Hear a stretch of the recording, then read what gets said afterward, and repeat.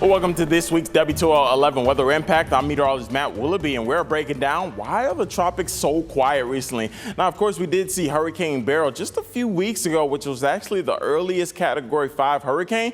But since then, it has been radio silent out there in the tropics. So we're explaining this week why that is pretty much. So it all has to do with that Saharan dust that's coming off the coast of Africa. So what that does pretty much is lifts all that Saharan dust from the Saharan desert pretty much into the air over the tropics into the Atlantic. So you can see now that dust from the Saharan is picked up through wind and carried throughout the tropics. Once that happens, it can likely make its way pretty much in that same way how a tropical storm or hurricane does into the southern states of the United States and likely into the Gulf of Mexico. So of course, those ingredients you need in order for a tropical storm or a hurricane to form, you need plenty of moisture, likely as well, those tropical ingredients and that water temperature anywhere above 80 degrees and plenty of sunlight to keep that water nice and warm. But when it comes to that Saharan dust, it pretty much creates another layer blocking that sun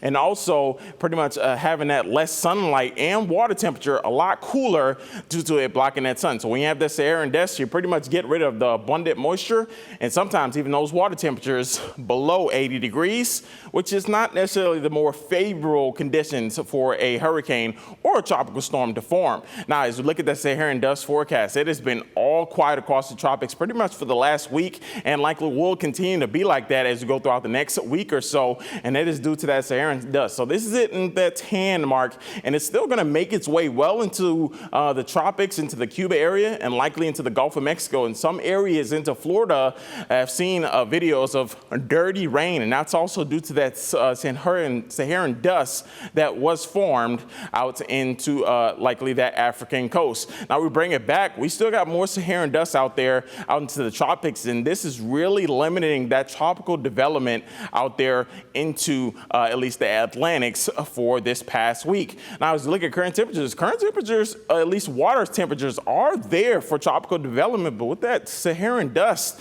it is just stopping it from developing. You see some of those water temperatures this past week into the Gulf of Mexico. We're talking upper 80s for water temperature, near 90 degrees near Florida, 86 in the Gulf of Mexico.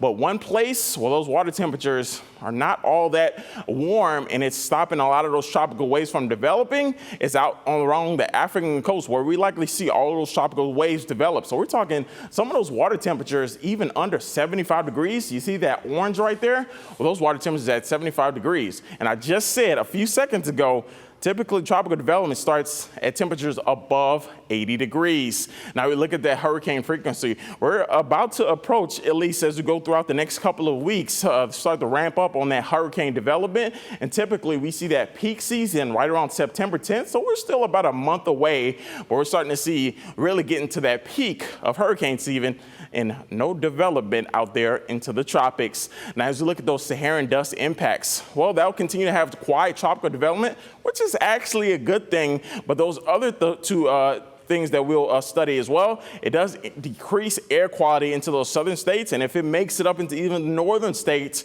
it could also affect our air quality as well, and even allergy irritation, similar to what smoke does. It's almost the same case, actually the same case as the Saharan dust really does affect those areas when it does come over. And also when it comes to sunlight, we know plants and crops do need sunlight, and it does stop that from growing and does affect those crops with that Saharan dust that will be rolling in as we go throughout the next several weeks. So if that does stop, then we'll likely see that tropical development start to increase. But if that Saharan dust does continue, well, we won't likely see too much tropical development within the tropics.